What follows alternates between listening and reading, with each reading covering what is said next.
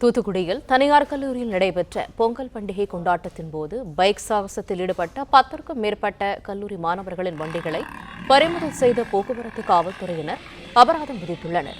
கூடுதல் தகவல்களை எமது செய்தியாளர் ஷேக் மதார் வழங்க கேட்கலாம். ஷேக் மதார், வணக்கம். இது தொடர்பான விவரங்கள் என்ன சொல்லுங்க? வணக்கம். தூத்துக்குடி பாளையங்கோட்டை சாலையில் உள்ள தனியார் கல்லூரியில் இன்று பொங்கல் விழா வெகு சிறப்பாக கொண்டாடப்பட்டது.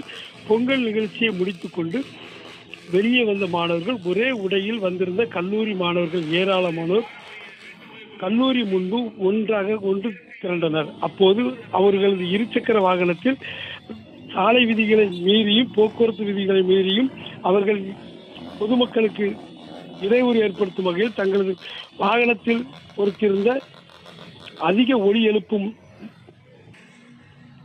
எழுப்பக்கூடிய சைலன்சர் மூலம் ஒலி எழுப்பினர். அந்த பகுதி முழுவதும் புகை மூட்டமாக காட்சியளித்தது. இதனால் பொதுமக்கள் மற்றும் வாகன ஓட்டிகள், கல்லூரி மாணவிகள் என பெரும் பாதிப்படைந்தனர்.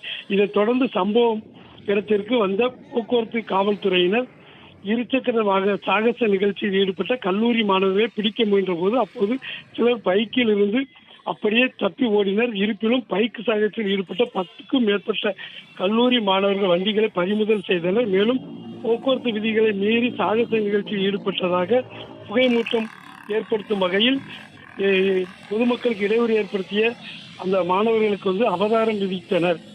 தூத்துக்குடி கல்லூரியில் பொங்கல் பண்டிகையை முடித்துக் கொண்டு கல்லூரி மாணவர்கள் சாகச நிகழ்ச்சியில் ஏற்படுத்தியது பெரும் பரபரப்பை ஏற்படுத்தியுள்ளது.